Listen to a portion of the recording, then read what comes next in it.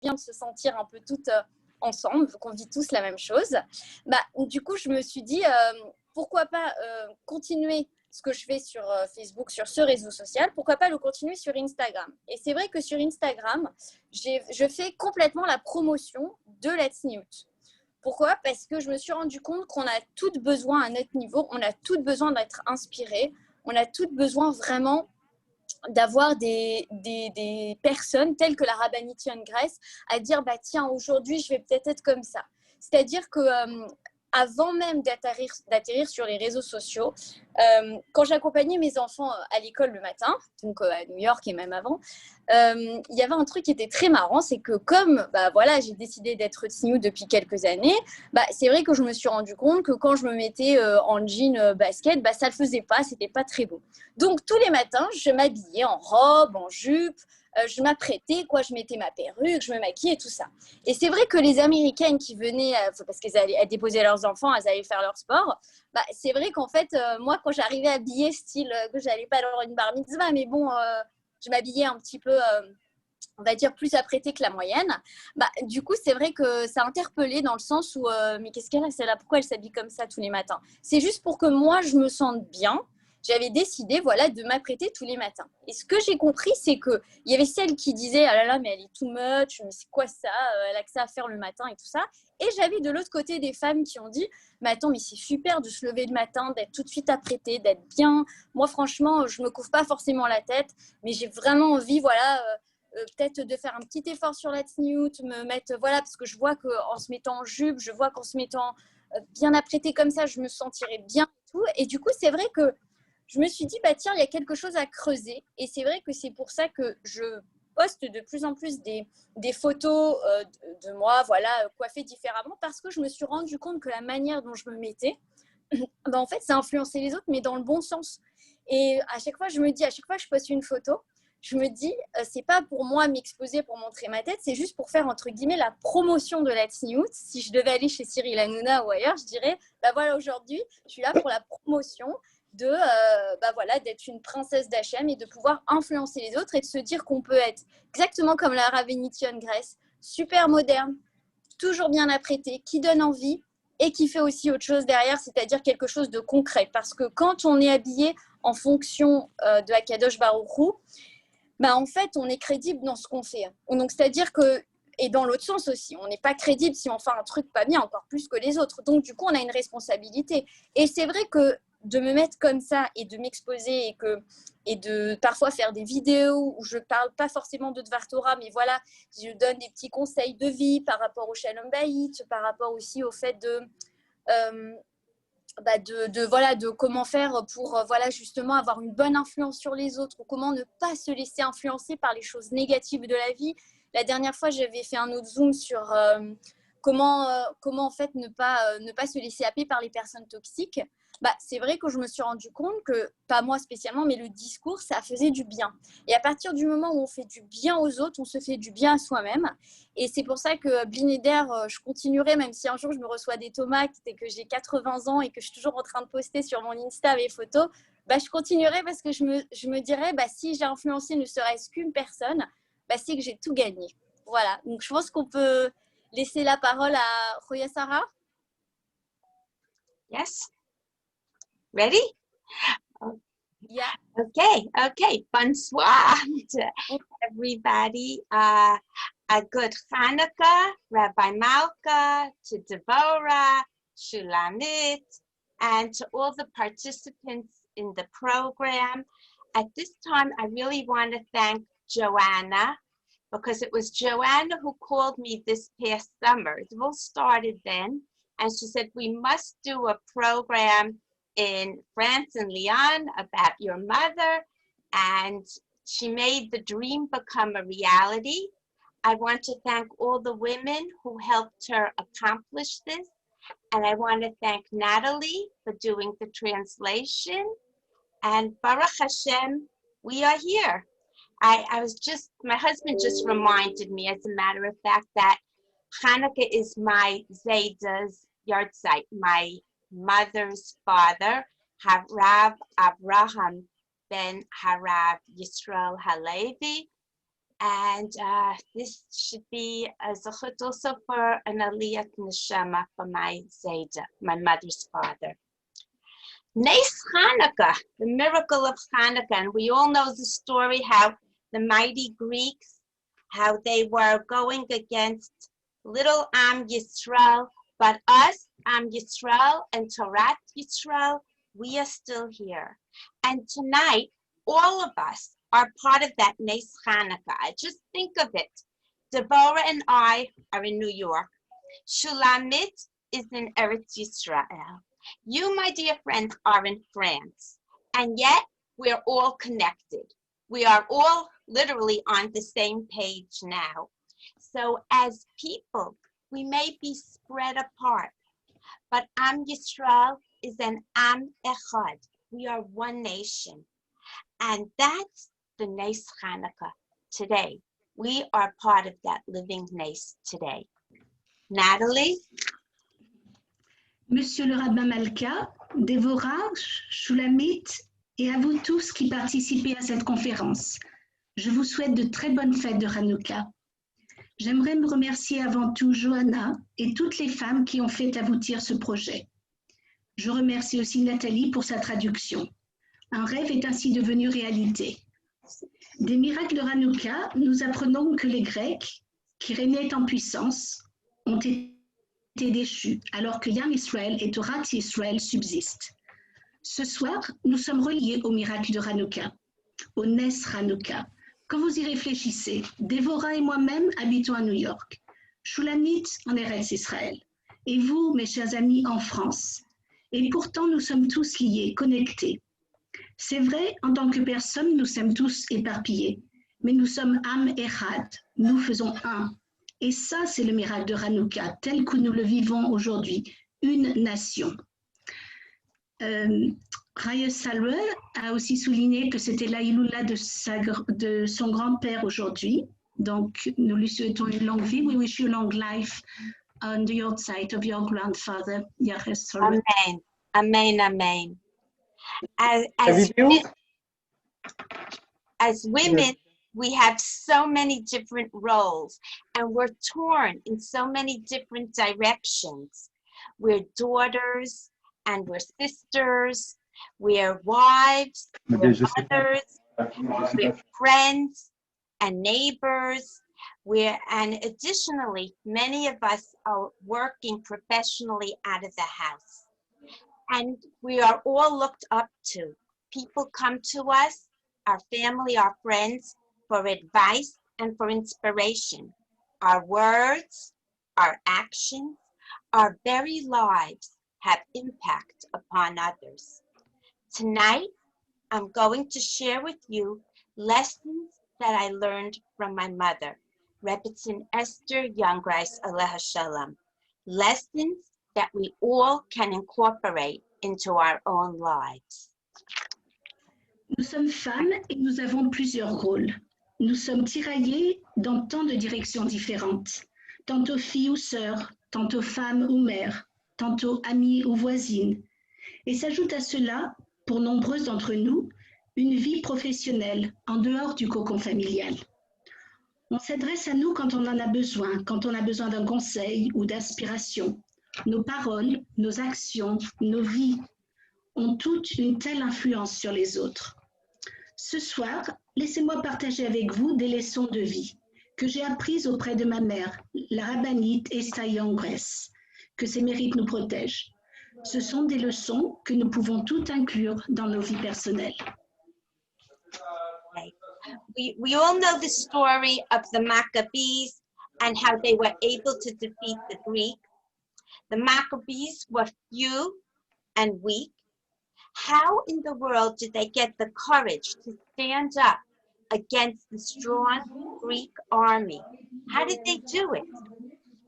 They did it with emunah and bitachon, with belief in Hashem, that if they take that very first step, Hashem will help them with the next.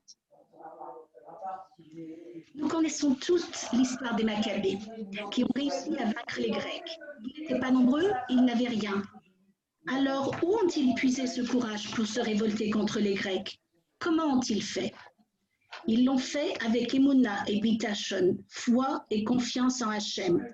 Et cette croyance de se dire que s'ils faisaient le premier pas, Hachem les accompagnerait dans le suivant. I'll share with you a story of a single girl, a girl living alone. Her name was Stacy. Stacy was diagnosed with an advanced stage of cancer, and she had no one to turn to. The prognosis was not good. My mother started visiting her to give her chizuk, like a bubby visiting a granddaughter. Stacy was going through very hard treatments, and the treatments were getting worse and worse.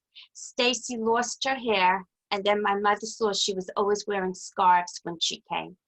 My mother felt that perhaps if she had a beautiful wig on, Stacy would feel better about herself. And with one phone call, my mother arranged for Stacy to get that wig. But then, who would cut it? Who would style it? You just can't put it on your head. I mentioned that to my mother, and my mother said to me, don't worry, Hashem is going to help. Have emunah. Hashem works his ways. Je vais maintenant vous raconter l'histoire de Stacy, une femme célibataire qui vivait seule.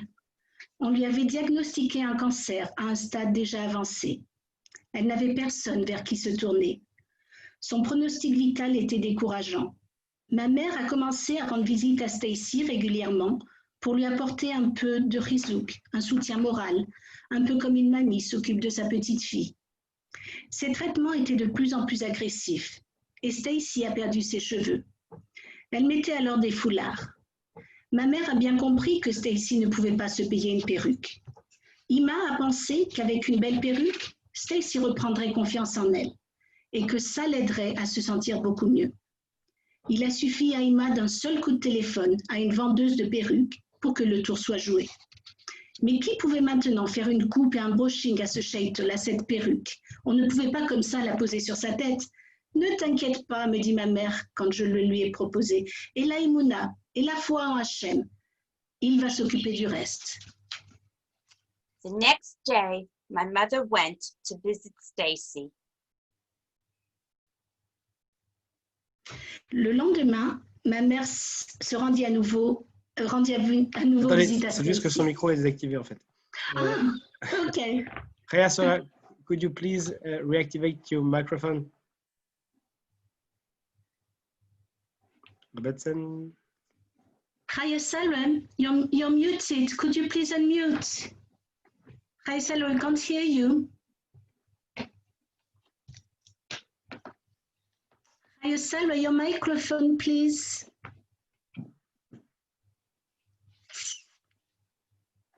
We can read on your lips, but it will be more difficult.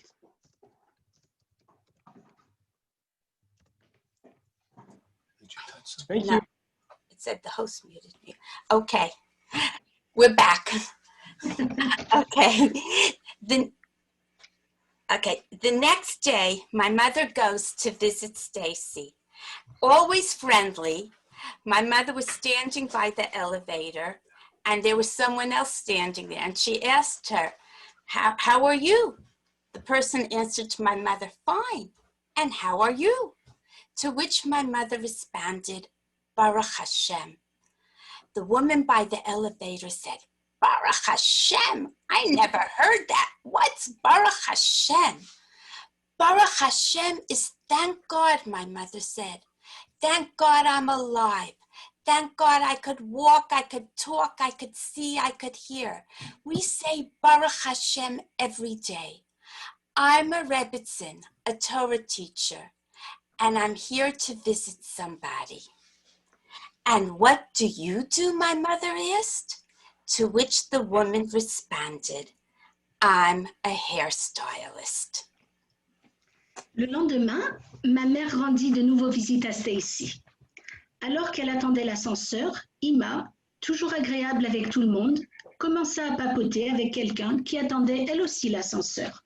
« Ça va ?» lui demanda ma mère. « Ça va, et vous ?» fut sa réponse. Balour Hachem, rétorqua ma mère. La femme qui attendait l'ascenseur s'écria. Balour Hachem, qu'est-ce que ça veut dire? Je n'ai jamais entendu un truc pareil. Balour Hachem, merci mon Dieu. Merci mon Dieu, je parle, je marche, je vois. Merci mon Dieu pour ma vie en général. Je remercie Dieu tous les jours. Je suis une rabbinite. J'enseigne la Torah. Et là, je m'apprête à rendre visite à quelqu'un. Et vous, qu'est-ce que vous faites dans la vie? Lui demanda ma mère.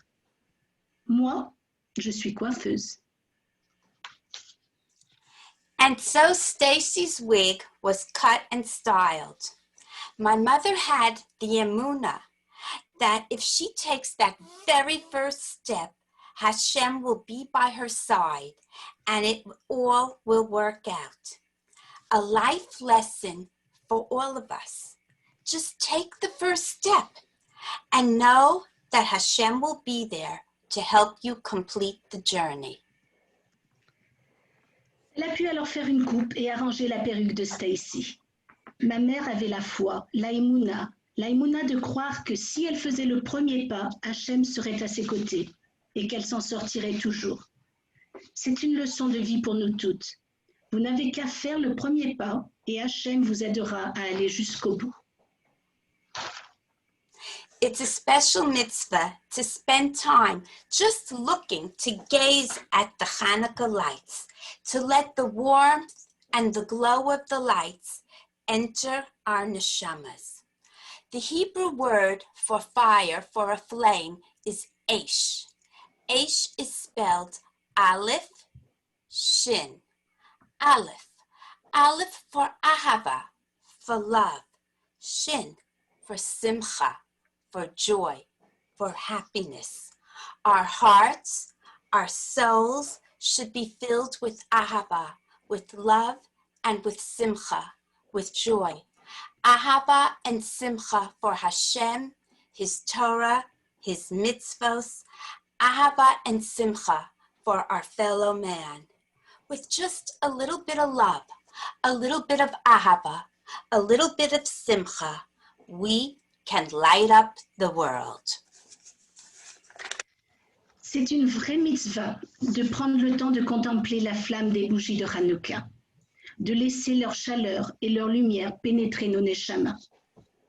Feu en hébreu se dit Aish, composé de deux lettres, Aleph et Shin. Aleph comme Ahava, l'amour, et Shin comme Simcha, la joie, le bonheur. Remplissons nos âmes et nos cœurs de Ahava, d'amour, et de Simcha, de joie. Amour et joie pour Hachem, pour sa Torah, pour ses mitzvot. Amour et joie aussi, feu pour son prochain. Et avec une étincelle d'amour, une étincelle de joie, nous pouvons allumer le monde entier. Okay. My mother lived her life with Ahava and Simcha for Torah, mitzvot, Hashem, Ahava and Simcha for all of Am Yisrael. The root of the word Ahava, within the word Ahava, we have Hey base, have, to give. In order to love, in order to have Ahava, we must be a giver. We must be giving of ourselves. Give of yourself to others. Be there for one another. My mother always made time for everybody. She would stay till all hours after her classes just to be there to talk to people, to answer their questions, to listen to their problems, to give advice, sometimes till 2, 3 in the morning. And we used to tell her, Ima, come home, it's late. And she said, no, I'm being here for Am Yisrael. My mother also never tired of davening for others and saying Tehillim for those in need. Even when she was sick, she was thinking of others, davening for others, loving every Jew unconditionally. She would run to visit people, cholim, people who were sick in the hospitals, always bringing gifts, not just for the patient, but also nurses, the doctors. She'd come armed with cookies and cakes for the hospital staff. Be a giver And from being a giver, your heart becomes a heart of ahava. Whenever I was going through a challenging time, I would call my mother. My mother would say, I'm getting out my Tehillim right away. I'm going to sit down right now and daven for you. Chayesarala, it's all going to work out. Ima's life was davening for others, being there for others. And we can all do that. This too is a lesson that we could take into our neshamas, to be there for others, daven for others, and to give others a place in our heart. Ma mère a vécu toute sa vie avec Ahava et Simcha, pour Hachem comme pour le Ham Israël. La racine du mot Ahava est Hav, donner.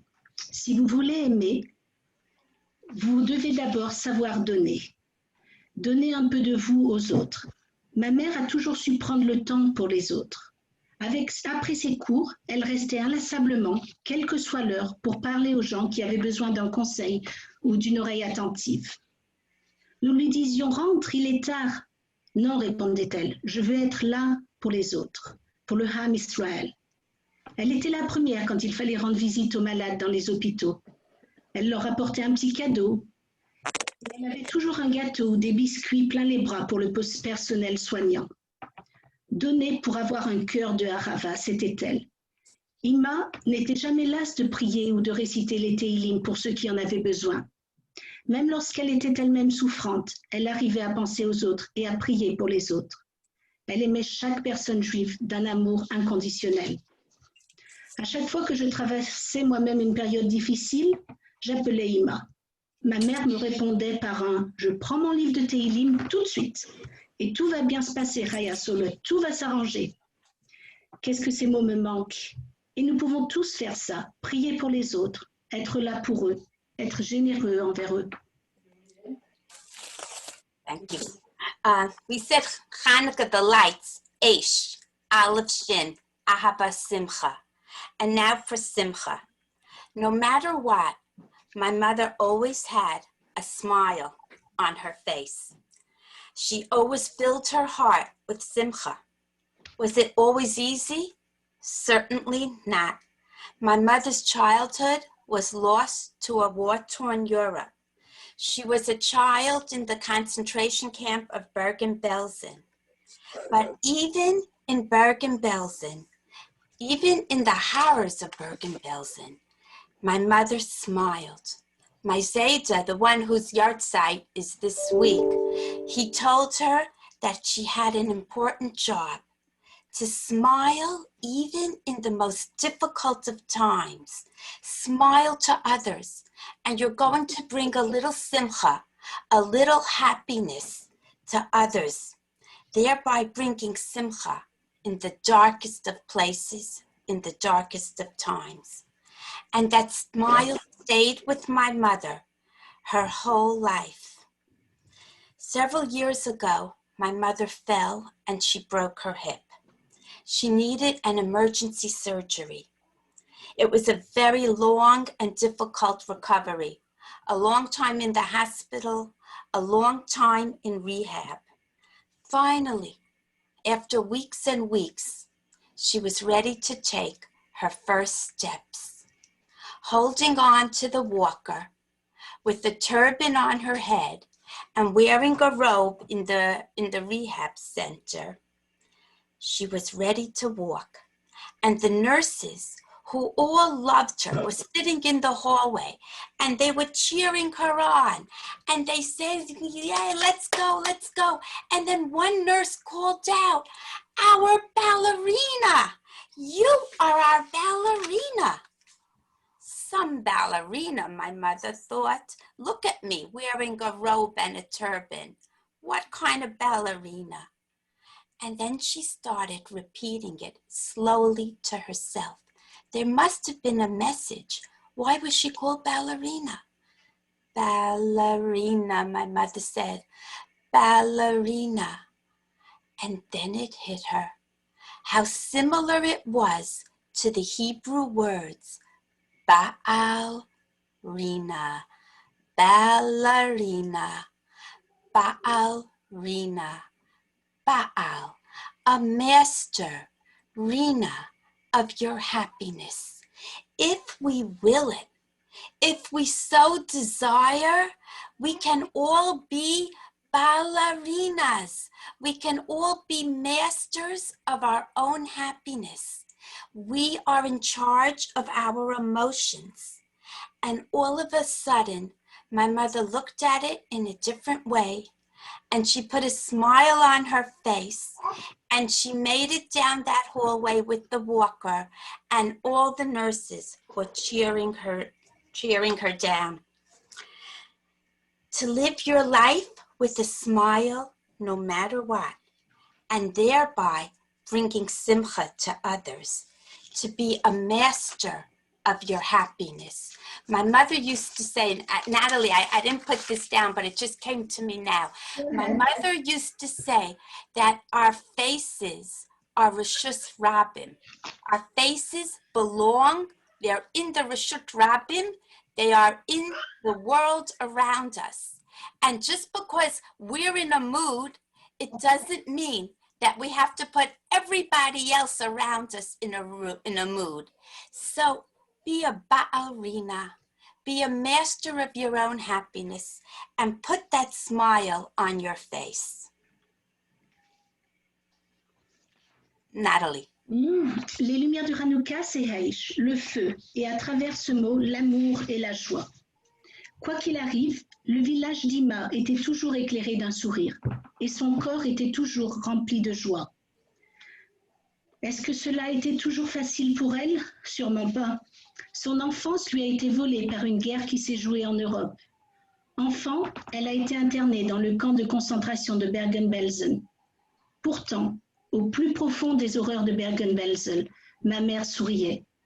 Mon grand-père, dont nous célébrons la Iloula ce soir, lui avait assigné une mission importante, sourire, même dans les moments les plus difficiles, sourire aux autres, et par ce sourire leur apporter de la joie, de la simcha, même dans leurs jours les plus sombres.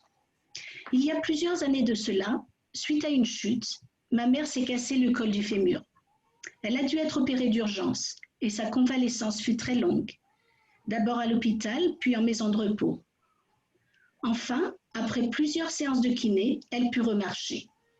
Imaginez-la, dans sa robe de chambre, un foulard en turban, se tenant à son marcheur et faisant ses premiers pas dans le couloir. Les infirmières qui l'adoraient l'applaudissaient pour l'encourager. « Allez-y, allez-y, marchez !» jusqu'à ce qu'une infirmière lui lance « Vous êtes une vraie ballerine », ballerina en anglais. Dubitatif, ma mère se dit « Tu parles d'une ballerine en robe de chambre avec un turban sur la tête ». Ballerina, ballerina, le mot résonnait comme une expression qu'elle connaissait déjà. Baal-rina en hébreu.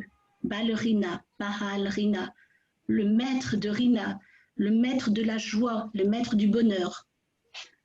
Pour vivre comme une ballerina, il faut être maître de son propre bonheur. D'un seul coup, ma mère trouva une nouvelle source dans laquelle puiser ses forces. Bien que chaque pas ait eu sa part de douleur, elle affichait un sourire. Et elle devint un maître de Rina. Elle se construisit son propre bonheur au fur et à mesure qu'elle marchait dans le couloir.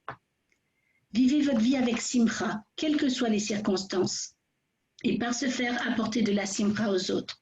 Soyez maître de vos émotions et portez la simcha au cœur, que ce soit à Bergen-Belsen ou dans les couloirs d'hôpitaux. Et portez en vous la joie chaque jour de votre vie. Ma mère disait souvent que notre visage ne nous appartient pas, il appartient aux autres. Alors pourquoi, quand on passe un mauvais moment, le faire partager aux autres sur notre visage? Non. It's not always easy. It's not always easy to put that smile on your face. We all have plenty of hard days. So how do we do it? How do we smile through those hard days? The word b'simcha, in simcha, being happy. If we change around the order of the letters, we have the word machshava.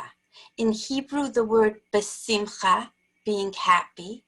Change around the order, we have the word machshava. Machshava means a thought, the thought process, telling us to be besimcha, to be happy. It's all a mindset. Yes, it's hard work, but we can work on ourselves to be happy.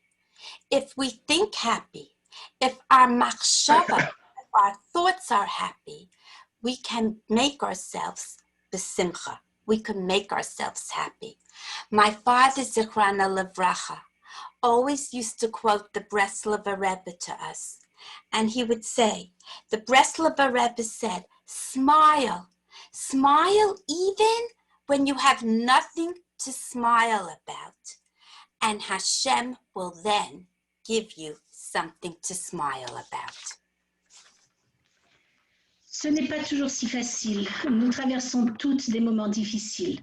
Alors comment faire? Comment garder le sourire? Prenons le mot hébreu besimcha, être dans la joie.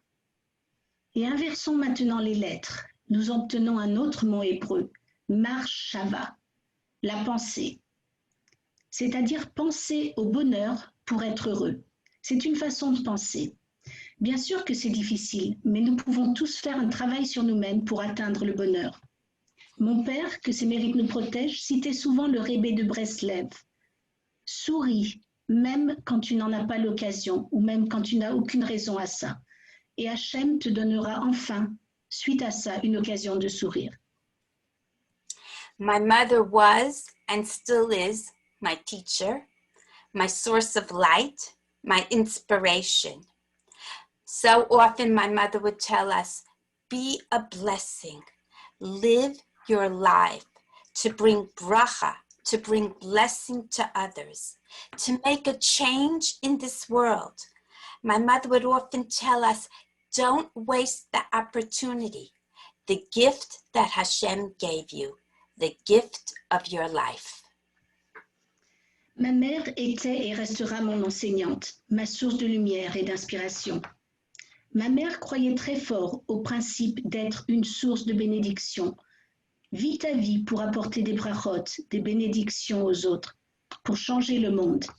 Elle nous disait, ne gâchez pas cette occasion, ce don d'Hachem envers vous, c'est-à-dire votre vie. This year has been a challenging one with the COVID pandemic. Our lives have all been affected. Lockdowns, school closings, shul closings, business closings, so many people in pain, so many experiencing hardship, so many lives lost. Each one of us has gone through varying degrees of darkness these past months. May the lights of Hanukkah illuminate our lives and bring healing to both body and soul. May we all be zocher, may we all merit to be a blessing, to bring bracha to the world around us, to be an or lagayim, a light to the nations, and in the spirit of Hanukkah, to light the darkness around us. Cette année a été difficile avec la pandémie de la Covid. Nos vies en ont subi les conséquences. Confinement, fermeture des écoles, fermeture des synagogues, la faillite d'entreprises. Et avec ça, tant de personnes plongées dans la douleur, tant de personnes vivant des situations difficiles, tant de vies perdues. Ces derniers mois, chacun d'entre nous a plus ou moins connu des moments d'obscurité. Que les lumières de Hanouka brillent sur nos vies et nous apportent un réconfort physique et spirituel.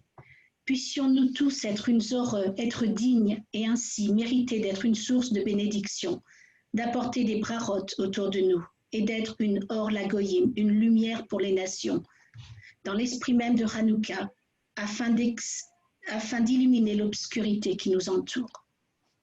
Thank you. Merci. I have here, I wrote out my email. If anybody wants to email to me, they could Oh, only thing is it comes out backwards. csgertzlin@gmail.com. No, we see it right. No. Oh, you see it right? Yeah. Yeah. Okay, amazing. And I also want to mention, my mother wrote this book, Life is a Test, and I know it's been translated into French. You could get it through ArtScroll. And I was very surprised and very touched to see the movie at the beginning. I thank you for it. I don't know if you realize, but the wedding picture on it that was my wedding. So, so it was, oh, there I am. And the little baby now is was then my baby, but is now my grown daughter. And I wish you all a beautiful, beautiful Hanukkah. Thank you. It's been a pleasure. I'm so happy to see all these faces from across the ocean, and to know, as we said at the beginning, we're truly Am Echad. We are one nation together. Thank you. Thank you very much, Chaya Sarah. It's been an honor to welcome you in this virtual space. And I also want to thank, in particular, Natalie, which has translated you and which has permitted to all of French speakers and English speakers to understand you. It was very meaningful and plenty of sense to inspire us in this particular period. And we wanted to tell you that in France too, your mother, Rebbetzin Jungress, was very famous, and everyone here remembers when she went in France and when she told her speech. And there were so many persons, including my sisters and some people, which has been very touched by her way to connect to people and to present the Torah to everybody. So it's really an honor to have you here tonight. And we wanted all of us, Johanna, Alexandra, Deborah, Natalie, Shulamit, all of us wanted to thank you to be there tonight. And we wish you all the best and all the light of Hanukkah on you and your family. Amen. Bonsoir. Bonsoir. J'aimerais également profiter de cette transition pour dire deux choses. D'abord, évidemment, pour remercier Nathalie, que je voulais la remercier en introduction, mais je n'ai pas eu l'occasion. Donc, remercier Nathalie qui a accepté au pied levé de traduire la rabbinite Jungress, Chaya Sarah, qui a donc traduit, en même temps, vous me direz, c'est son métier. Elle est actuellement en Angleterre et elle donne des cours justement de langue. Donc, merci beaucoup Nathalie d'être toujours présente à nos réunions Zoom et ce soir d'avoir traduit Chaya Sarah. Tout à l'heure, j'ai présenté Déborah en tant que ma sœur, mais j'ai manqué à tous mes devoirs, puisque avant d'être ma sœur, elle est également donc, auteure également. Donc, elle a un certain nombre de livres maintenant à son actif. Et donc, c'est également important de le rappeler. Et avant de passer la parole à Shulamit, que j'ai vu tout à l'heure se connecter, j'aimerais également passer de nouveau un petit morceau de la vidéo que tout à l'heure vous avez vu manifestement sans son, ce qui est un petit peu dommage. Donc on me l'a dit en cours de route. Donc vous passez un autre morceau de cette vidéo pour faire une transition avec l'intervenante qui va suivre. Alors que vous sachiez, Shulamit a connu la rabbinite Jungress il y a maintenant quelques années et elle est artiste peintre. Elle est artiste peintre et de Nouvelle-Calédonie, elle devait rejoindre sa famille aux États-Unis. Et puis, elle a rencontré là-bas la rabbinite Jungress, qui lui a fait découvrir plein de choses. Vous verrez, elle a une histoire passionnante à nous raconter. Aujourd'hui, elle vit à Yerushalayim, et puis elle nous racontera donc, voilà, son processus qui lui a permis de faire Teshuvah, de quelle manière elle-même a été inspirée, parce que très souvent, on parle d'exercer notre manière de devenir soi-même une influenceuse. Enfin, moi, un influenceur, mais vous, une influenceuse, du coup. Mais peu souvent, on a l'occasion d'entendre des personnes qui, justement, ont pu être influencées, des mois, justement, de cela. Donc d'abord cette vidéo, et ensuite nous céderons la parole à Shulamit, donc, qui nous a rejoint. Alors normalement, vous devriez tous voir cette vidéo, en espérant que le son fonctionne cette fois-ci.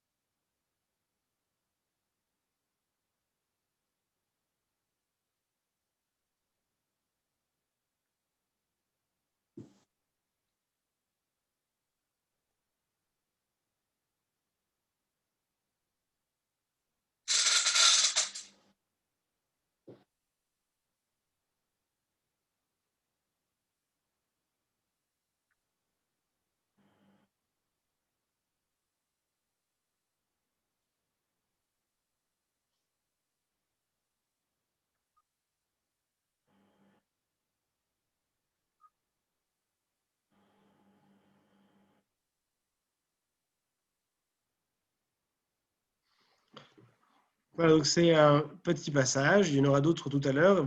Évidemment, la vidéo est complète, que vous retrouverez également sur YouTube, mais c'est voilà, une femme d'influence exceptionnelle qui a su, comme personne, exercer ses talents d'oratrice et son charisme pour rapprocher les gens de la Torah. Et j'aimerais, donc sans transition, plutôt avec transition, céder la parole à Shulamit. Bonsoir. Bonsoir. Alors voilà, je vous mets en vedette et ça devrait être bon. C'est parfait, voilà. Bienvenue, Shulamit. Merci. Déjà, je voulais vous dire bonsoir à toutes et à tous. Avant de commencer à raconter mon histoire, entre guillemets, je voulais remercier Sarah qui m'a invité à venir ici, le rabbin Nissim Malka, Johanna avec qui j'étais en contact et aussi Déborah qui a parlé juste avant que je viens de découvrir. Donc voilà, je m'appelle Shulamit Bismuth, j'habite actuellement à Jérusalem, je suis mariée et mère de 2 petites princesses. Et j'habite maintenant à Jérusalem, mais il faut savoir qu'à l'origine, j'ai grandi en Nouvelle-Calédonie. C'est une île dans le Pacifique qui se situe entre l'Australie et la Nouvelle-Zélande. En fait, il faut savoir que jusqu'à quelques années là-bas, il n'y avait même pas de Beth Rabat, c'est vraiment un désert spirituel. Et grâce à par un concours de circonstances, en fait, il y a un lien qui s'est créé entre par un concours de circonstances, on peut aussi dire en fait par la providence divine, pour être plus juste, il y a en fait un lien qui s'est créé entre Nouméa et 14 000 km plus loin, New York. Et donc c'est maintenant que je vais vous raconter la petite anecdote. En fait, à la base, je viens d'une famille qui se posait beaucoup de questions quant à notre héritage religieux et juif. Et donc à chaque fois, mes parents se posaient des questions et finalement, on a commencé petit à petit à commencer à respecter Shabbat, etc. Et de fil en aiguille, moi, j'ai commencé à vouloir aller dans une école juive parce que le fait d'apprendre dans des sfarim, dans des livres, parce que sur place, il n'y avait pas de rabbanim, il n'y avait rien. Donc, on faisait qu'apprendre par des livres ou des conférences qu'on écoutait. Mais après, le fait de devenir tsniout, commencer à manger kasher, commencer à faire Shabbat, et voir qu'un décalage se crée entre moi et mon entourage, parce que finalement, on était les seuls à faire ça là où on habitait, j'ai commencé à beaucoup prier et à demander à harceler mes parents en fait, pour aller dans une école juive. Et c'était impensable pour mes parents parce que j'avais 14 ans et après, petit à petit, bon, ça a duré 2 ans, hein, ils me disaient d'abord passe ton bac et après tu partiras là où tu voudras pour continuer tes études et aller apprendre plus fréquenter des gens religieux, quoi. Finalement, il est venu une année où je devais passer mon bac et si je continuais mon cursus dans un programme, dans un cursus laïque, il aurait fallu que je transgresse Shabbat parce que le bac se passait le Shabbat. Et là, j'ai commencé à me dire, mais qu'est-ce que je vais faire? C'était pas possible de continuer comme ça. Cette année-là, nous avons voyagé, ma famille et moi, en Israël. Et Et j'ai réussi à convaincre mes parents de visiter des écoles religieuses quoi, sur place. Et alors, ça a été une catastrophe parce que ça les a encore plus convaincus de ne pas me mettre là-bas parce qu'ils m'ont dit mais tu ne peux pas partir aussi loin, il faut savoir, à 28 heures d'avion hein, de chez toi, tu vas devoir attendre et c'est pas grave, tu vas passer ton bac et après tu feras ta vie. T'as pas le choix. Finalement, je me souviens de moi au Cotel en train de prier et j'étais tellement désarmée que je dis à Hachem, je sais pas ce que tu as dans moi. Pendant 2 ans, je priais, je priais vraiment pour aller dans une école juive et enfin, pour recevoir une éducation juive en Israël, retrouver mes racines. Et là, d'un seul coup, je vois que vraiment toutes les portes se ferment et je comprends pas. Qu'est-ce que tu veux de moi? Parce que j'ai l'impression que j'ai fait suffisamment de pas vers toi. J'ai commencé à être tzniut, à faire Shabbat, Kashrut. Qu'est-ce que tu attends de moi? Et je lui ai dit à ce moment-là, Hachem, s'il te plaît, guide-moi dans l'endroit où je pourrais devenir la personne que tu veux que je devienne et recevoir l'éducation que toi tu veux que je reçoive parce que je vois que je sais pas. Et là, en sortant du Kotel, vraiment, en sortant du Kotel, on est remonté vers la Rova, donc dans la vieille ville. On est rentré dans un magasin de tourisme, quoi, de touristes. Et là, je vois un livre de la rabbinite Essaï en Grèce qui s'appelle La vie est un test, donc Ray Sarah a cité juste avant. Et on l'achète. Et il s'avérait que aussi cette année-là, je devais partir 2 mois plus tard à New York pour rejoindre mon oncle qui est artiste peintre lui aussi et peindre avec lui dans une école d'art pour les grandes vacances. Alors à ce moment-là, je disais toujours à mes parents, j'aimerais tellement me mettre en contact avec des filles de mon âge, rencontrer des gens religieux, vivre aller Shabbat chez des gens parce que mon oncle n'était pas forcément religieux et je voulais vraiment pouvoir voir des gens avec qui partager en fait notre démarche qu'on avait commencé. Et là, ma mère, elle me dit, donc je lisais le livre de la rabbinite. Alors déjà, j'étais étonnée par son intelligence qui venait de la Torah. Et ma mère m'a dit, mais pourquoi tu n'écrirais pas cette rabbinite, elle est à New York, vas-y. Je lui dis, mais enfin, premièrement, elle a l'air d'être très célèbre, très populaire. Je ne vois pas comment j'aurais accès à elle parce que habituellement, les personnes qui sont aussi célèbres, on n'a pas accès à elle. Et j'étais aussi très intimidée. Et là, ma mère, elle m'a dit, non, c'est pas vrai du tout ce que je dis. Regarde, à la fin du livre, il y a écrit, n'hésitez pas à me contacter. Voici mon association INENI, telle adresse, et voici mon mail. Alors, je me suis dit, mais même si je lui écris un mail, est-ce qu'elle va me répondre? Et là, mon père m'a dit, écoute, qui ne tente rien à rien. Donc, il m'a dit, écris-lui ce mail et on verra ce qu'il en sera. Donc, j'ai été lui écrire ce mail. J'avais 16 ans à l'époque. Et donc, j'ai attendu en fait 3 semaines et j'ai reçu aucune réponse. Donc, dans l'avion pour New York, je me disais, je priais Hachem, je disais, ce serait quand même bien de pouvoir me rattacher à mes racines quand même. New York, c'est un endroit où il y a beaucoup de juifs, quoi, parce que en Nouvelle-Calédonie, c'est vraiment, il y a très peu de juifs, quoi.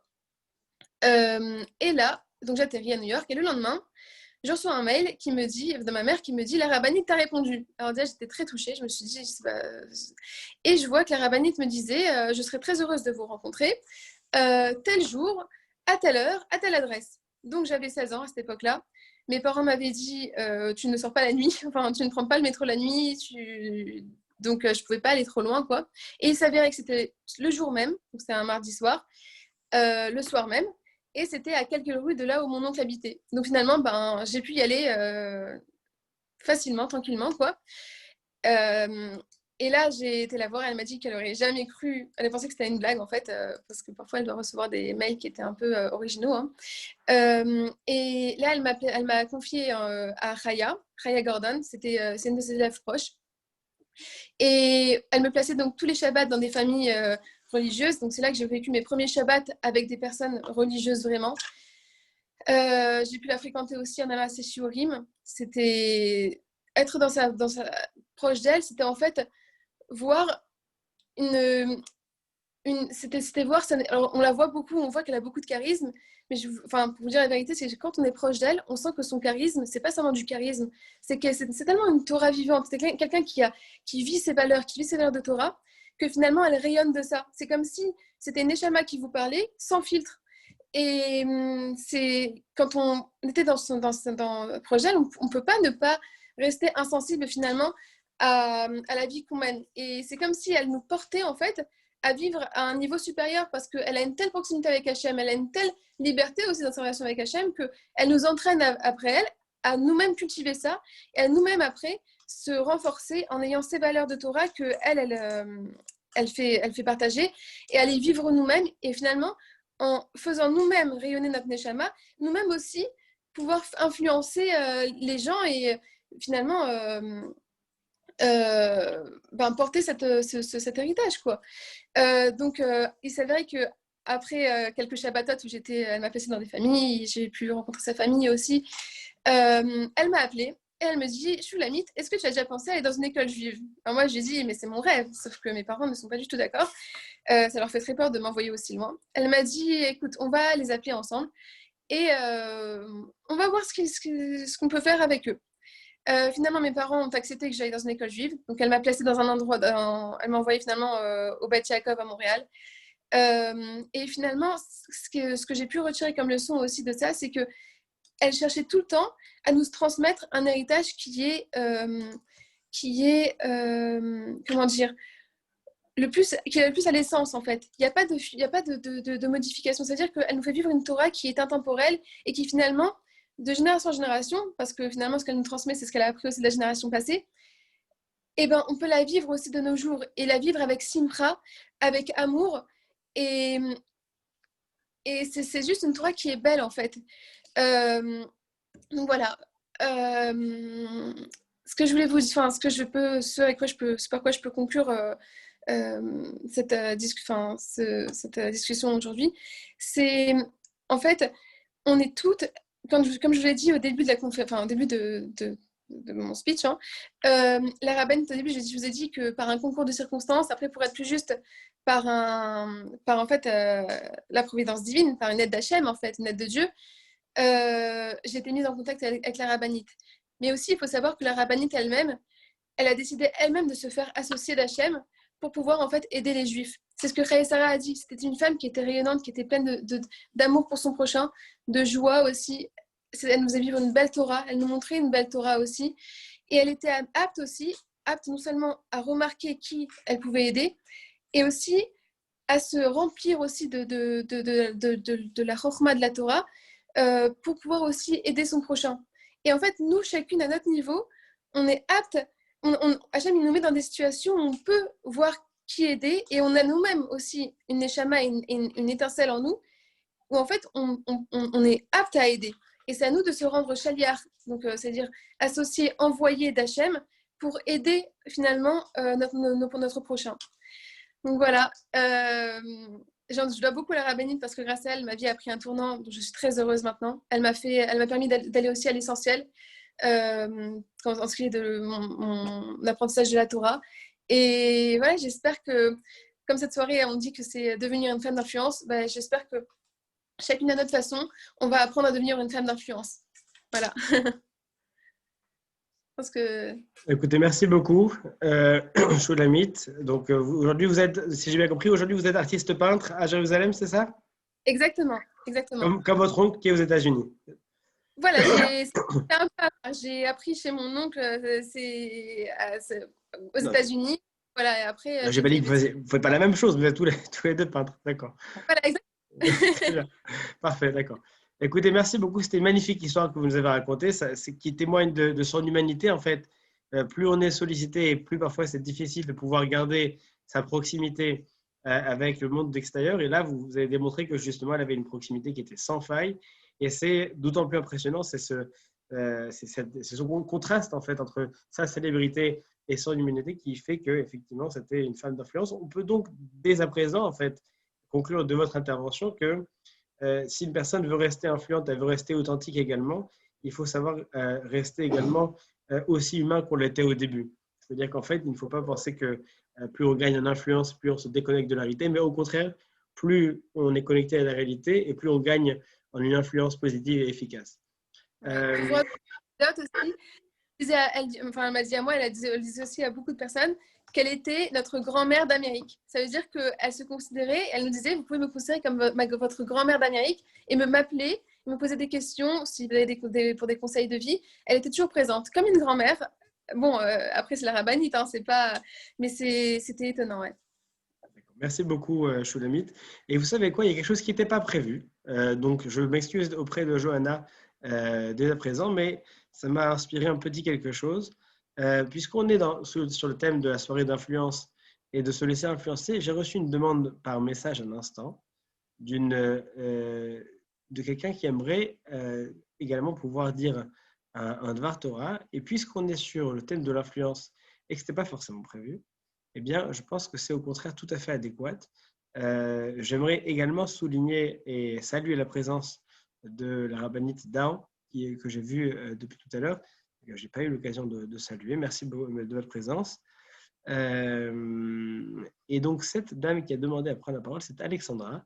Elle aurait un petit Dvar Torah sur la fête de Hanouka et son lien avec Yehudit et Hana. Et donc, ça pourrait être sympathique de pouvoir, mais complètement improvisé, je préfère l'annoncer dès maintenant, complètement improvisé, mais c'est justement ça qui est bien, puisque l'influence, ça ne se contrôle pas et ça ne se commande pas. Lui céder la parole. Alexandra, si vous êtes toujours partante, c'est à vous. Voilà. Elle est trop Bonsoir à tous et à toutes. Alors loin de vouloir faire un Dvar Torah comme vous l'avez stipulé Rav Malka, je voulais seulement faire le parallèle entre les femmes d'influence qui étaient à l'époque de Hanouka et un peu avant Hanouka, c'était Yehudit et Hana, et la femme d'influence qu'on a présentée ce soir qui est la rabbinite Shimon Grace. Alors Yehudit, l'histoire de Yehudit s'est déroulée quelque temps avant l'histoire de Hanouka. Et cette femme-là était vraiment une femme d'influence. Alors, c'est une femme qui a eu une vie qui n'était pas facile. On ne va pas rentrer dans les détails parce qu'on n'a pas le temps. Mais voilà, elle a eu l'opportunité d'entrer dans la tente d'Holoferne, qui était un général, un grand rachat, un grand méchant, qui voulait beaucoup de mal au peuple juif. Et c'était quoi vouloir du mal au peuple juif? C'était le déconnecter de sa spiritualité. Et voilà qu'elle est devenue amie avec lui. Elle allait le voir, elle le séduisait, il la séduisait. Mais elle ne s'est pas servie de ça pour son avantage à elle, alors qu'elle aurait pu. Elle s'est servie de ça pour sauver son peuple. Qu'est-ce qu'elle a fait quand elle s'est rendue compte que vraiment son influence à lui était au summum de sa gloire? Alors elle est allée dans sa tente un soir et elle lui a servi beaucoup de lait chaud. Et c'est d'ailleurs la raison pour laquelle on sert des plats lactés. C'est une coutume qu'on a de servir des plats lactés à Hanouka.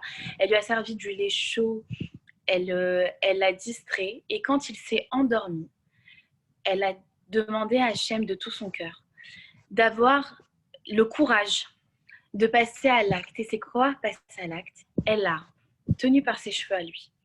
Elle a sorti son épée à lui et avec son épée à Holoferne, elle lui a tranché la gorge en 2 coups. Et ensuite, avec beaucoup de courage, elle a mis sa tête au général Holoferne dans ses bagages et elle est vite partie dans la nuit rejoindre son camp. Et le lendemain, elle a même donné des conseils, c'est-à-dire qu'on aurait pu se dire que ça y est, elle a accompli largement sa mission et grâce à elle, elle a sauvé le peuple juif en partie du lourd fardeau qui pesait sur ses épaules. Et non, en fait, sa mission ne s'est pas arrêtée là. Elle a continué en expliquant au général des armées et au peuple juif comment mener la guerre contre le peuple d'Holoferne. C'est-à-dire, elle a dit, maintenant, je vous ai ouvert la voie, je vous ai ouvert la porte pour aller vous défendre, et maintenant, je vais vous expliquer la tactique, comment faire la guerre contre ces gens-là. Et donc, on peut dire que le général des armées, à ce moment-là, c'était elle. Et voilà, on peut montrer à quel point cette dame a ouvert son champ d'influence et comment elle a fait en sorte, cette Sadékette Yehudit, de servir son influence pour le peuple juif. Et justement, la rabbinite Shimon Grace s'est toujours servie de son influence pour avoir lu ces livres que je présente aussi en français. Elle s'est toujours servie de son influence pour son peuple. Pas pour elle-même, pour son peuple. Et justement, c'était pour tout à chacune. Chaque personne, même du bout du monde, on a l'exemple ce soir, elle se servait de toute l'influence qu'elle avait autour d'elle, et même loin d'elle, pour servir ces personnes-là.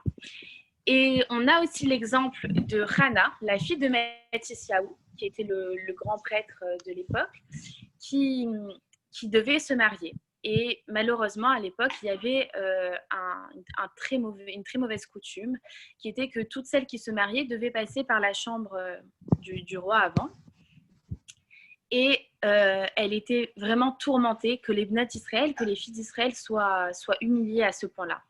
Et le soir du banquet de son mariage, elle s'est levée et elle s'est dénudée sur la table devant tous les invités.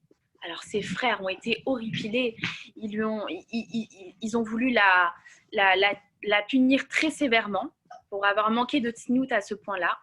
Et alors elle a pris la parole et elle a dit, alors attendez, avant de brandir votre épée et votre courage pour montrer que quand on fait honte à la famille et au peuple, on punit sévèrement, prenez la même épée et allez tuer et allez défendre l'honneur des filles d'Israël. Et grâce à elle, les frères de Hannah sont allés faire la guerre et cette coutume a été abrogée à ce moment-là. Donc là, on se rend compte d'une autre influence. C'est que parfois, on n'est pas forcément quelqu'un d'influente, on n'est pas forcément quelqu'un de suivi sur les réseaux, etc. Mais à certains moments de notre vie, on peut être mis en lumière et à ces moments-là, il faut absolument faire ressortir les bons messages. Et bien sûr, c'est aussi la mission qu'a menée la rabbinite Jungreis toute sa vie. Donc, je ne peux pas rentrer dans les détails, mais lisez les livres avec plaisir, je les prête et je vous invite à les commander pour justement subir vous aussi positivement l'influence de cette grande dame.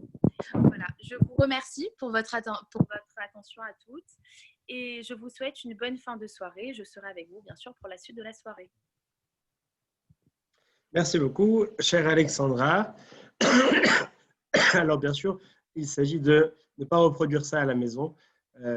C'est-à-dire que voilà, ce modèle d'influence-là, on peut également influencer sans décapiter les gens. Ce n'est pas la méthode la plus pacifique, mais effectivement, ça fonctionne correctement pour ceux qui s'y prennent correctement. Ceci n'est pas ce qu'on appelle la violence. Non, non, plus du tout. Donc, voilà, effectivement, donc, plusieurs interventions ce soir. Merci beaucoup, Alexandra. Merci beaucoup, Déborah, en premier lieu. Et puis ensuite, dire Rebetsen Cheyassa et également Shulamit, donc de Jérusalem. Merci à toutes de la manière dont vous avez présenté chacune la relation que vous aviez et que vous avez d'une part à la rabbinite Jungreis et d'autre part à votre capacité à influencer de manière spontanée comme Alexandra ou de manière plus longue comme la rabbinite ou comme Déborah qui s'investissent au quotidien. Et pour la deuxième partie de cette soirée, j'aimerais présenter deux personnes qui se sont associées à nous ce soir, deux femmes qui ont également une histoire toute particulière et qui ont souhaité pouvoir nous faire découvrir leurs produits. Elles ont monté toutes les deux une société, elles ont un parcours atypique. Apparemment, la Nouvelle-Calédonie, c'est quelque chose qui... je n'ai jamais rencontré autant de personnes de Nouvelle-Calédonie que ce soir. Donc, 0 jusqu'à présent, puis maintenant 2 ce soir. On avait Shulamit qui nous a présenté ses origines, et puis on a également donc Déborah Teboul, qui n'est pas elle de Nouvelle-Calédonie, mais qui a voyagé par contre en Australie, peut-être en Nouvelle-Zélande ou en Nouvelle-Calédonie apparemment également. Elle a fait donc une école d'ingénieur, et puis elle a découvert la fleur de frangipanier, et elle a monté une société qui s'appelle donc la société Rêve Parfumé. Donc je vais vous partager quelques-unes de ses créations. Donc elle anime des ateliers de cosmétiques et également donc elle est à l'origine de la commercialisation de cosmétiques naturels, donc de bougies, d'huile, de parfums solides qu'elle a pu donc créer à partir de ces découvertes dans ces pays-là. Alors, jamais 203. Les deux premières fois que j'ai essayé de vous partager quelque chose, le son n'a pas marché. Donc, j'ai bonne confiance pour que la prochaine fois, ça ne marche pas non plus. Mais malgré tout, je vais quand même essayer de vous partager ce que je vois ici. Alors, attendez une seconde.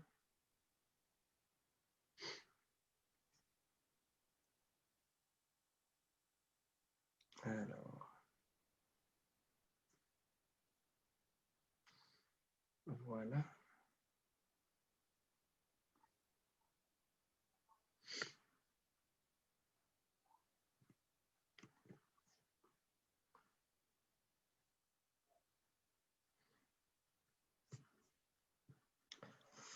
Voilà. Là, je suis sûr que ça devrait être bon. Voilà, donc là, d'ailleurs, est-ce que Déborah, vous êtes présente actuellement? Parce que je vais montrer vos images, mais je pense que vous êtes encore plus à même que moi de pouvoir en parler le plus justement. Donc, vous allez pouvoir accompagner, si vous le souhaitez, donc les images que nous allons voir au fur et à mesure pour nous présenter vos produits. Est-ce que vous m'entendez? Oui, je vous entends. Ah, super. Alors déjà, bonsoir à tous et merci beaucoup pour cette intervention et toutes ces superbes histoires qui nous ont été contées ce soir. J'ai beaucoup apprécié et donc je tenais à vous remercier d'abord et ensuite à vous souhaiter à toutes et tous du coup de très joyeuses fêtes de Hanouka et surtout que l'année à venir soit bien meilleure que celle que nous avons passée et que vous soyez tous en très bonne santé. Alors, vous avez très bien introduit le sujet. Donc, moi, j'ai travaillé pendant 12 ans pour l'Imprimerie nationale française. J'étais cadre dans le secteur de la carte à puce. Et puis, j'ai décidé d'amorcer une reconversion professionnelle dans le domaine de la cosmétique, puisque j'ai décidé de faire un métier de passion. Donc, c'était l'ambition que je pouvais avoir plus jeune et que j'ai essayé de réaliser en étant plus mature. J'ai eu la chance donc de partir faire un voyage un petit peu linguistique au départ en Australie et j'ai parcouru un petit peu les îles, donc la Nouvelle-Calédonie et la Nouvelle-Zélande. Et c'est en Nouvelle-Calédonie donc je suis tombée amoureuse d'une fleur qui avait une odeur très très incroyable. Donc c'était la fleur de frangipanier. En fait, c'est la fleur qui est représentée sur ce petit boîtier blanc qui sent différemment de la fleur de tiare, mais qui a une odeur tout aussi envoûtante. Et donc, en revenant de ce voyage, j'ai décidé de créer ma propre marque de cosmétiques naturels et je voulais aussi donc un parfum, principalement un parfum solide, parce que je cherchais à aussi sortir des sentiers battus et proposer une offre un peu différente de ce qui existe aujourd'hui. Donc, la gamme de mes cosmétiques, c'est des bougies d'intérieur, des huiles de massage, des parfums solides et des bougies de massage, comme on peut le voir maintenant. Donc voilà, je n'ai pas une gamme très étendue, mais chaque produit est décliné en un parfum fruité, un parfum floral. Et toutes les compositions sont naturelles. Il y en a pour les hommes, pour les femmes. Les parfums ne contiennent pas d'huile essentielle et donc on peut aussi très bien les faire porter par des enfants ou des femmes enceintes. Donc il n'y a aucune contre-indication, pas de risque sur l'utilisation des produits. Il n'y a que des matières premières naturelles, comme je vous l'ai dit. Vous avez du beurre de karité, du beurre de cacao dans le parfum solide, de l'huile de sésame, de l'huile d'amande douce dans les huiles de massage. Vous avez de la cire de soja et de l'huile de coco dans les bougies parfumées. Et ensuite, on est aussi un peu éco-responsable. C'est la tendance du moment et c'est aussi un parti pris. Et donc, toutes les boîtes en carton sont recyclables, celles qui contiennent les produits. Et tous les contenants des produits eux-mêmes sont réutilisables. Donc voilà, j'avais les produits à côté de moi, mais vous avez pu les voir sur les photos. Voilà, moi, la conclusion, le message, c'est si vous avez un rêve, il n'y a pas d'âge. À force de travail et de motivation, le rêve peut être réalisé. Donc moi, c'était un rêve, une ambition professionnelle. Et je vous offre un code promo de 10% valable sur le site. Donc le site, c'est www.rêveparfumé.fr, rêve au pluriel et parfumé au pluriel. Donc. Et ce code promo, ça s'appellera REVE, R-E-V-E, majuscule, 10.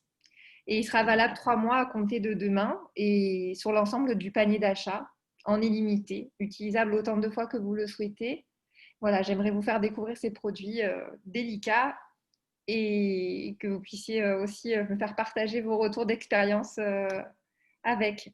Et merci, je ne vous prends pas plus de temps parce que vous avez peut-être faim et d'être un peu fatigué. En tout cas, je vous remercie encore pour la conférence et je vous souhaite une très bonne soirée. Merci beaucoup, Déborah, et bravo pour cette démarche. Dans quelques instants, je vais vous présenter donc Sarah Amselem, qui déjà arbore, il me semble, un très joli foulard, mais je ne veux pas spoiler la suite de l'histoire. Et vous parlez encore une fois, ce sont les cordonniers les plus mal chaussés, puisque j'ai présenté plusieurs personnes, mais je n'ai pas parlé des livres Déborah a écrit. Donc, s'il fallait présenter quelques ouvrages, Sarah, après, c'est juste à vous. Donc, Déborah, on peut dire, moi personnellement, que j'ai la chance de suivre a priori depuis un tout petit peu plus longtemps que vous, parce que c'est ma sœur, quoi, tout simplement. Donc, moi, ces premiers romans étaient plus courts, c'était sur ses cahiers d'école. Donc, ça, c'était avant. Mais depuis, donc, elle a écrit plusieurs romans. On se souvient de la vie déjantée d'une mère juive à New York, dont j'ai eu le plaisir d'être à l'origine du premier site internet, qui n'était certes pas le plus beau, mais qui promet la primauté du premier site internet. Donc, ah oui, alors, désolé, en même temps, je lis les commentaires. Il me fallait rappeler quelque chose de très important tout à l'heure.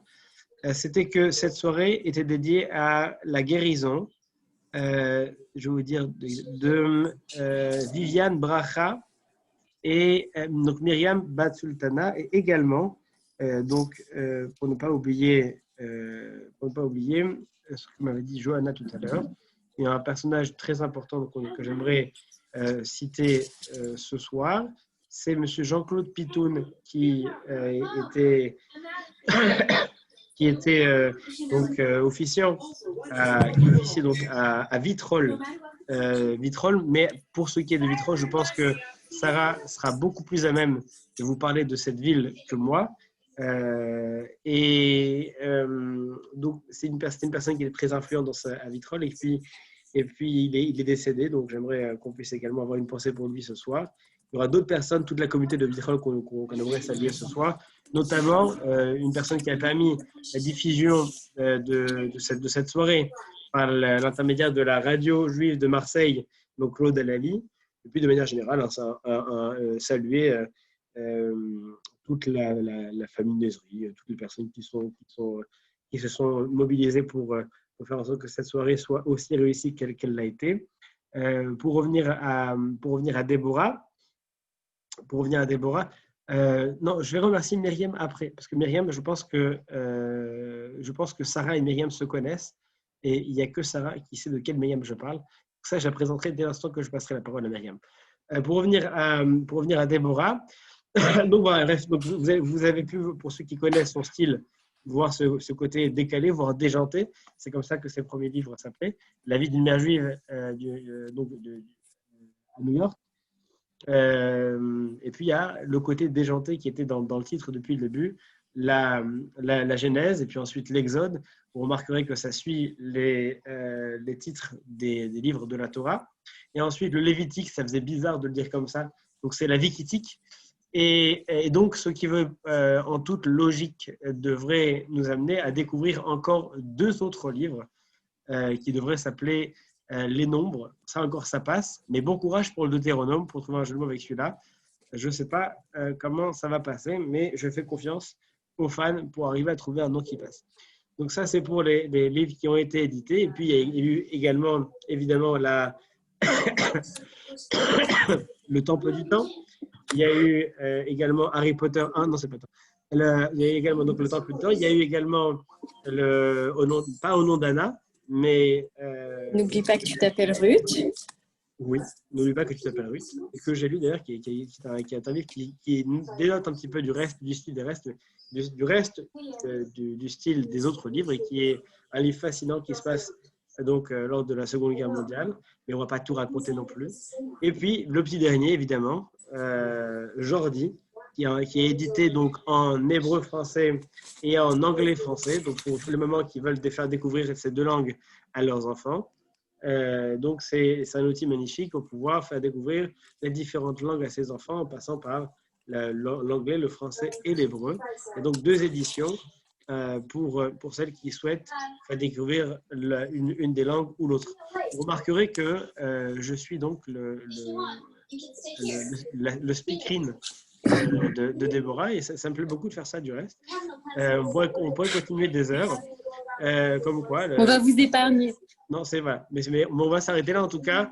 Pour toutes les commandes, il me semble qu'il y a un site qui va vous permettre de pouvoir passer commande. Il y aura également des cadeaux qui pourront vous être donnés, éventuellement un code promo. Et en souhaitant à Déborah toute la réussite qu'elle mérite. Elle publie des chroniques très régulièrement sur Facebook. D'ailleurs, si en ce moment vous voulez savoir comment vous éloigner des gens toxiques et des gens négatifs, c'est le moment d'aller consulter ces chroniques sur Facebook. Ai-je oublié quelque chose, chère Déborah?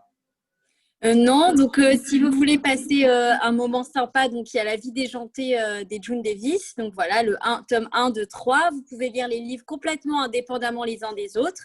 J'ai mis des astérix, il y a des références entre les livres, mais il n'y en a pas beaucoup. Si vous êtes fan de tout l'univers versaillais et que vous aimez Retour vers le futur, il vous faut absolument le Temple du Temps, qui est très sympa. Et vous avez, donc n'oublie pas que tu t'appelles Ruth, qui est un livre voilà, un peu plus sérieux, on va dire, mais qui est assez prenant, qui se lit très rapidement.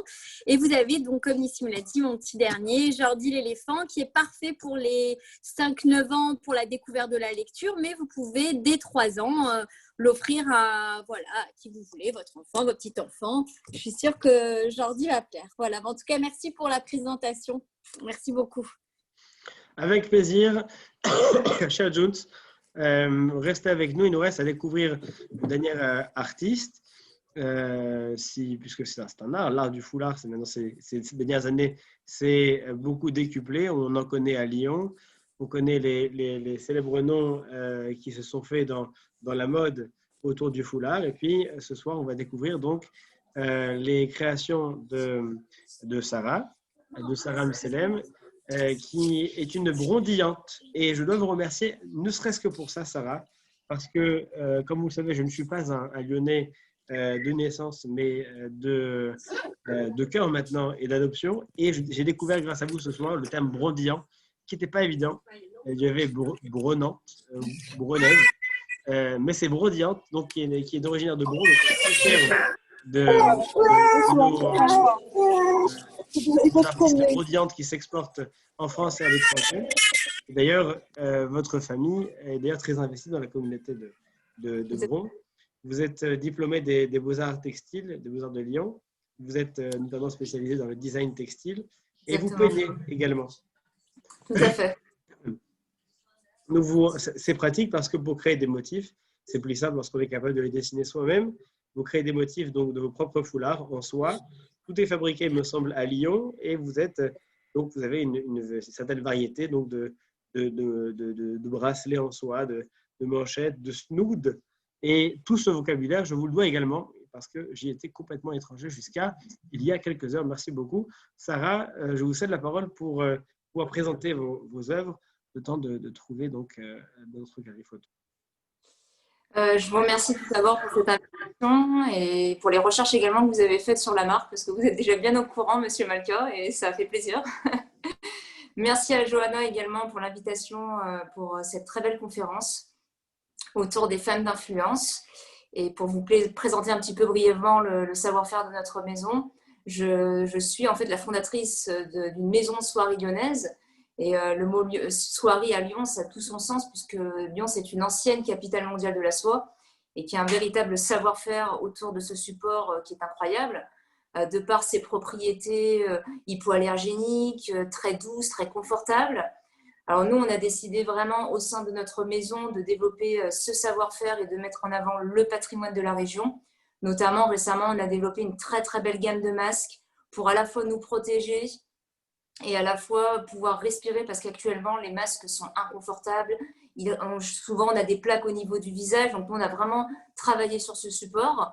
Et toute notre gamme d'accessoires va valoriser, surtout moderniser le savoir-faire local, apporter un nouveau regard. Comme vous pouvez le voir, alors, ce n'est pas vraiment un foulard traditionnel. C'est une écharpe en forme de col. Et l'avantage de ce format-là, c'est que ça ne glisse pas. Hein. Je vais vous montrer ça rapidement. Et en fait, vous avez juste à l'entourer autour de votre cou, c'est tout de suite en place.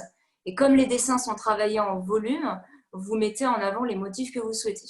Alors bien évidemment, Monsieur Malka, il y a également une gamme pour hommes, hein, si vous êtes intéressé, pour votre famille ou pour vos amis.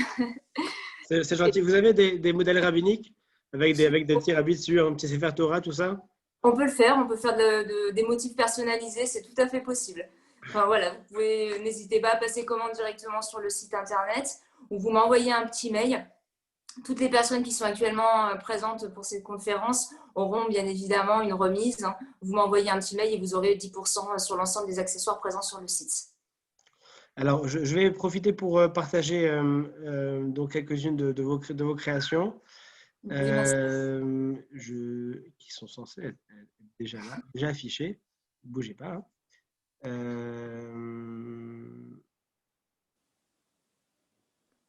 Non, c'est pas celle-là.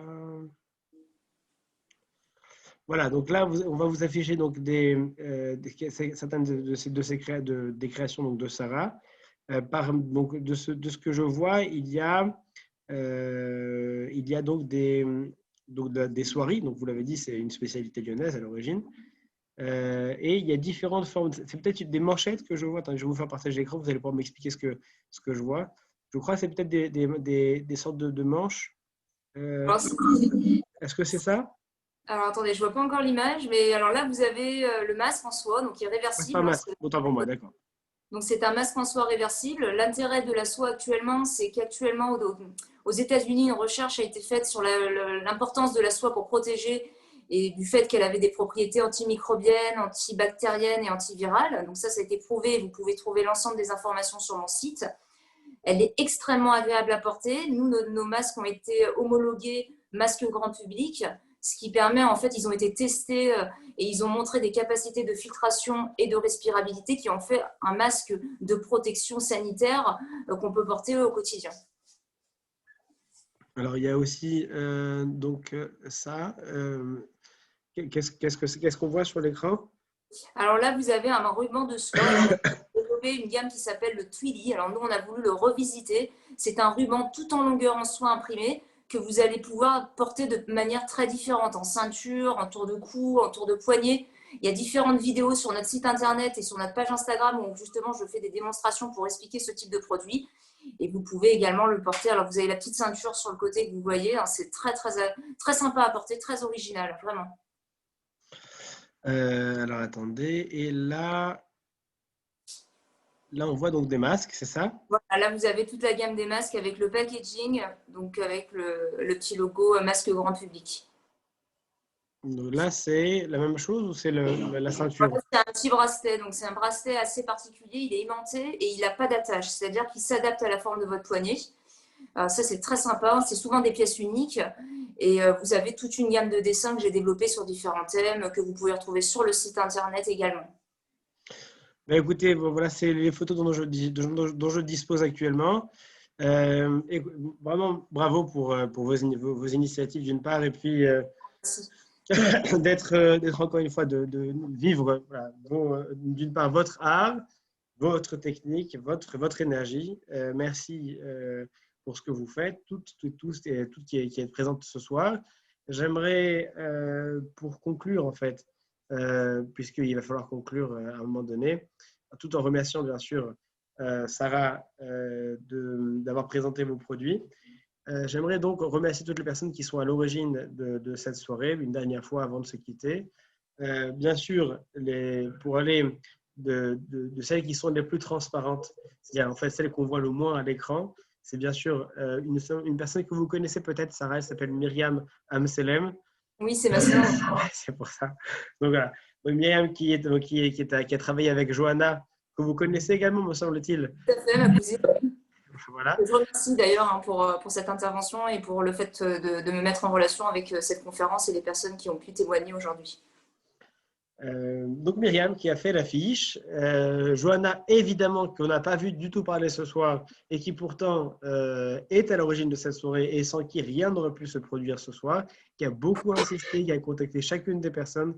Elle a fait son travail de journaliste qui est sa formation à la perfection. Et qui est une femme d'influence.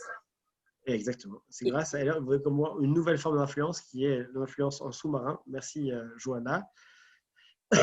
Donc, Alexandra, qu'on vient d'écouter à l'instant, parmi les personnes qui étaient donc derrière, on a eu donc, évidemment Nathalie qui a accepté en fait dès qu'on lui a demandé très gentiment d'ailleurs de pouvoir traduire la rabbinite Jungres, donc Raya Sarah, et de nos correspondantes.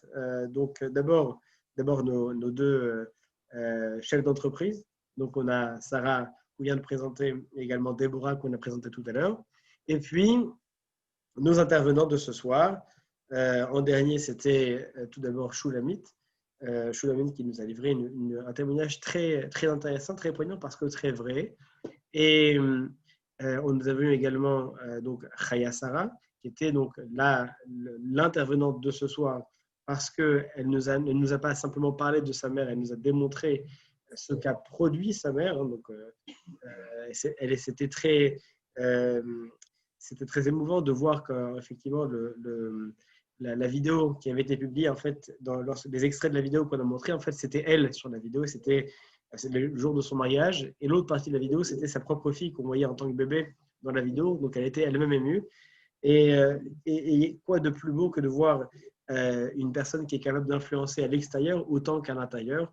On sait que c'est souvent difficile d'influencer ceux qui sont les plus proches de nous parce que c'est ceux qui souffrent très souvent le plus de notre investissement au quotidien. Et lorsqu'on a une femme et un mari, son mari allemand qui était également Rav, qui arrive autant à rayonner à l'extérieur tout en étant capable de rayonner à l'intérieur, c'est suffisamment rare pour pouvoir s'en rendre compte. Et celle qui est intervenue en premier, donc Déborah, qui nous a également présenté sa manière à elle d'avoir pu devenir cette femme d'influence qu'elle est aujourd'hui, d'abord à Genève et puis ensuite aux États-Unis, et là où elle est aujourd'hui, peut-être un jour, qui sait, dans un autre pays bientôt. C'est ce qu'on lui souhaite. En tout cas, pour conclure, j'aimerais vraiment toutes vous remercier et tous, je sais qu'il y a des garçons qui se cachent également dans ce lot. Donc, toutes et tous, de vous remercier d'avoir participé ce soir à cette soirée et de l'avoir rendue si unique, si spéciale, si belle, si exceptionnelle et si pleine d'influence. Pour la question que je viens de voir apparaître, effectivement, l'enregistrement sera disponible. Il est déjà dès maintenant via Facebook puisque l'enregistrement a été directement transmis sur Facebook. Donc, c'est déjà Facebook. Vous savez que Facebook garde tout, donc ça va garder ça aussi. Et puis ensuite, un enregistrement sera également mis en ligne plus tard de meilleure qualité. Je vous souhaite à toutes une excellente fin de soirée, une excellente fête de Hanouka et que ces lumières de Hanouka, cette 5e lumière, soient signe de bénédiction pour vous et toutes vos familles. Hanouka Sameach à tous et à très bientôt. Merci, merci Rav Malka, merci à toutes les intervenantes, merci à toutes les auditrices et vraiment c'était une super belle soirée. C'est vrai que c'était un rêve. Merci beaucoup à toutes et à tous de l'avoir réalisé. Vraiment, merci beaucoup. C'était une magnifique soirée. Merci. Merci à vous tous. Merci à toi, Johanna. Merci beaucoup, Rav Malka. Merci beaucoup pour votre humilité et votre visage rayonnant et vraiment très, très gentil. Ça c'est Tilsit, c'est pas moi. C'est la Au revoir. Bonne soirée.